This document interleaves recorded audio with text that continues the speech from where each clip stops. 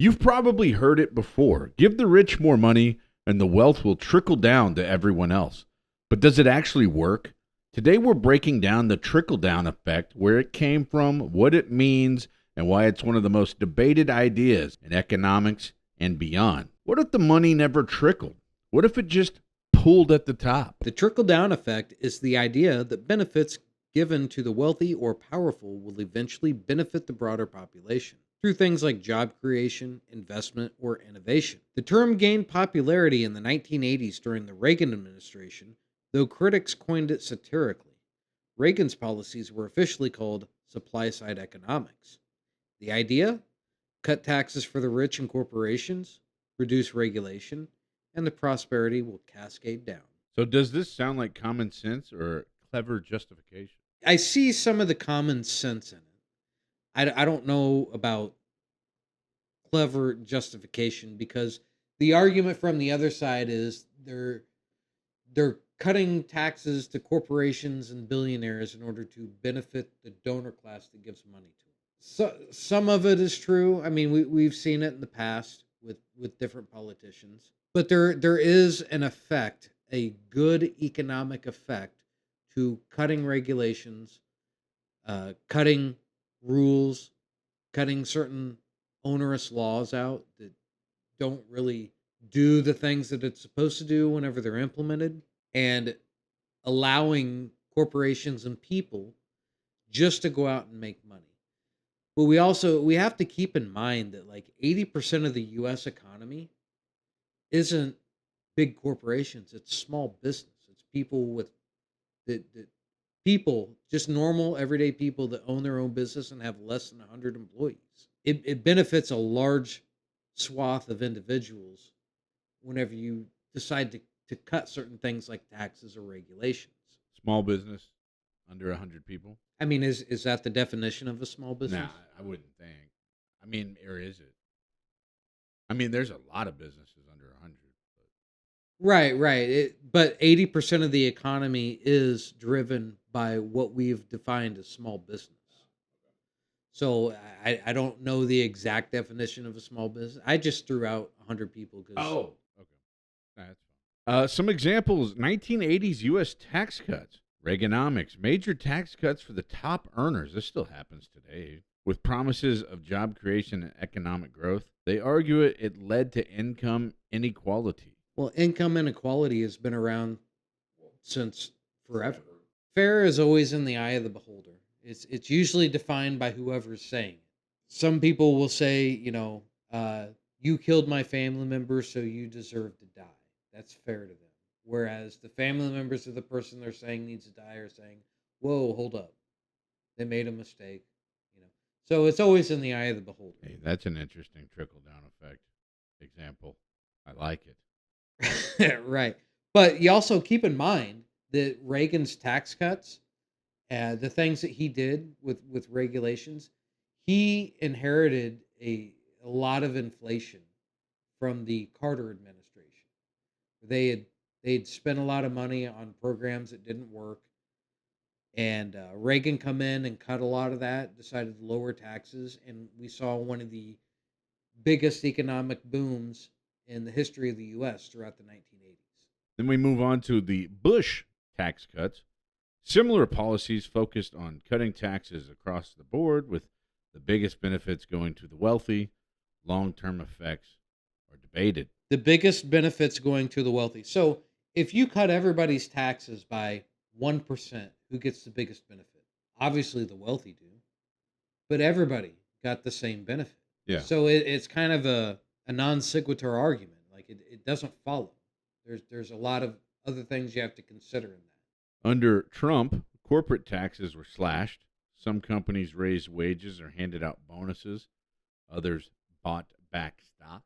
Yeah, you saw a pretty good economic boom during the first Trump administration, which allowed companies to expand and hire more people. You actually saw some of the lowest unemployment numbers with Trump, especially whenever it comes to the minority population. They saw the lowest in the history of the United States. Other companies buying back stocks, I think that was to shore up the value of the stocks, the value of the company. Some argue wealthy individuals do redistribute wealth, but on their own terms.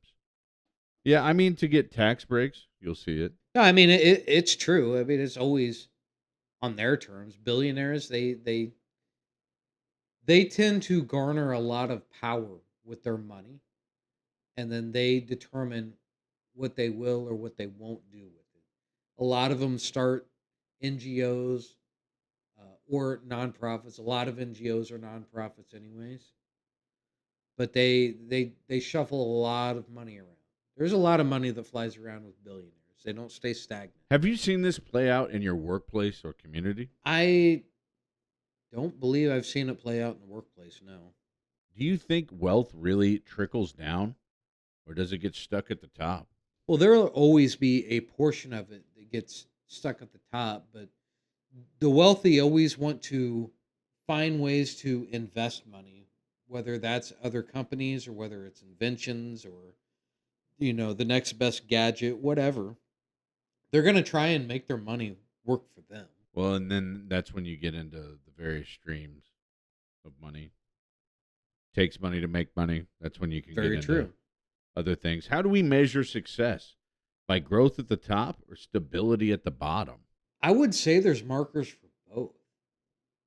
I mean, you can't have the top failing and expect the middle or lower to be okay because money does trickle down. I think what people have to remember is that the producers are the ones that create wealth. And that does trickle down over time.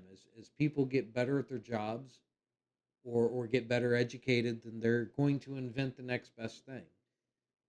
We had this conversation off air where we talked about the GDP of the United States 100 years ago compared to today. Now I'd have to go back and pull numbers, but right now I want to say GDP is about $28 trillion a year. That's a combination of what everybody produces in the United States. It's massive. It's absolutely massive, right? And it's only going to get bigger as long as we have freedom to continue to invent without being hindered by politics, religion, clashes. We have to have a stable economy to do that kind of stuff. We have to have wealthy investors because it takes money to make money. And you have to have a stable society in order to do this. So there's a lot of things that have to happen. Why do people believe in the trickle-down effect? Hope and aspiration. People often believe that they'll benefit eventually, a kind of economic optimism or future self-thinking. Yeah, and I mean, hope is a lot of it. True. I can be a millionaire one day. I can get to where I want one day, or Well, not even just be a millionaire. I mean, just having an asset like a home. my parents are going to die one day. They will. I don't think so. Yeah. And then all good. And then all the trickle. Just trickling down. Oh, everything's going to trickle over my face. All their bills, all their Yeah, debt. I can't wait. Can't wait. The job creator narrative. Rich equals employers equals opportunities. So helping them is framed as helping everyone. That is actually huge. And that's kind of what I meant off the air when the rich are doing well, they're just giving you the opportunity to make money. That's the Right. trickle down is, hey, I'm doing well, so I'm going to open this. And you can make a little bit because I'm doing so well. Right. And I mean, this is true in a sense. I mean, it does happen. Now, it's not always just the rich, but the rich do have a hand in it, right? So if you go and start your own business, you have a lot of overhead right out the gate and you have to borrow money for it. Where do you get that money? You have to borrow it from rich people, right? And then if you do well at your job and you keep your business going, then you're going to pay the loan back and the rich are going to make money and you're going to make money, but you're going to start moving up in your standard of life. Economic messaging often comes from those who benefit the most. Politicians, corporate lobbies, business media. You're playing the role of politician. Oh, politician. So There was something that was quipped by James Carville whenever Bill Clinton was president. It's the economy, stupid. So he largely based Clinton's election and reelection on how well the economy was doing. Now, it is a huge marker when it comes to politics. Why do some working class people support trickle down policies? Well, and I think there's a lot of working class people that start out poor at the bottom, and as they earn money and they accumulate wealth and assets, their stature moves up. If you had billions, would you think differently? I'm looking for ways to make more billions. Because, well, okay, so whenever I die, do I get to take billions with me? No, it's going to go somewhere to somebody. It probably be distributed in several different ways. And so you want to make more billions so it can get distributed? That's what you're getting at? Yeah, I don't care. Yeah. I'm not taking it with me. What a good man. How about criticisms, consequences, and counter arguments? Money often gets reinvested into stocks, asset, or foreign accounts, not workers. Well, that is true. That does happen. Companies can make a shit ton of money and then take it overseas and build factories in other countries and then hire foreign workers. And then you're out. Make even more money that no longer benefits the U.S. And then the trickle down is you're gone. Right. And this was one of the big problems, that even though Bill Clinton had a great economy, he implemented something we called NAFTA, which was the North American Free Trade Agreement. And what that did was it drove a lot of companies out of the U.S. because it was cheaper to do in other third world countries. Wealth concentration at the top has increased over the last 40 years.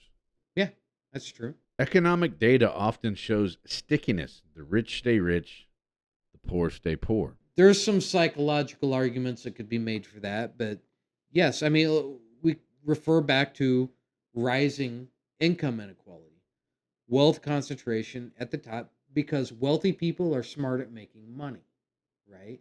Now, that doesn't mean that it's a finite pie of money. It just means they're really good at making money. You can make money. You just have to figure out the next best thing to do, the next great idea, the next Home invasions, that, yeah, this, that, and the other. exactly.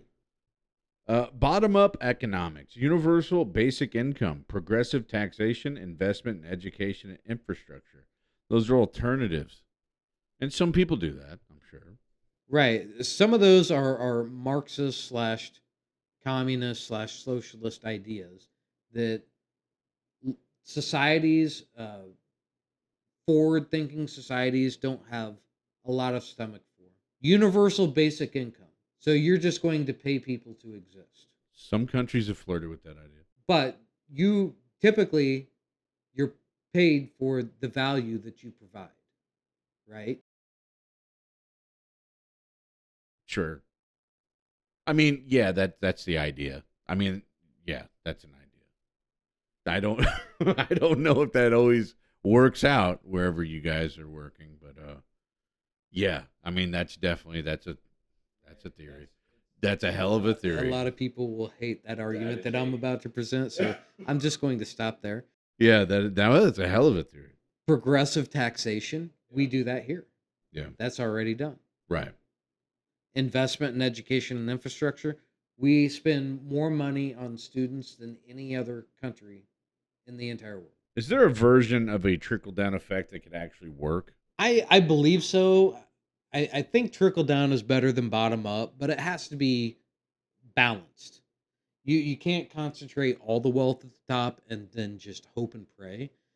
I don't mind some welfare whenever countries or economies become so wealthy that they don't know what to do with their money.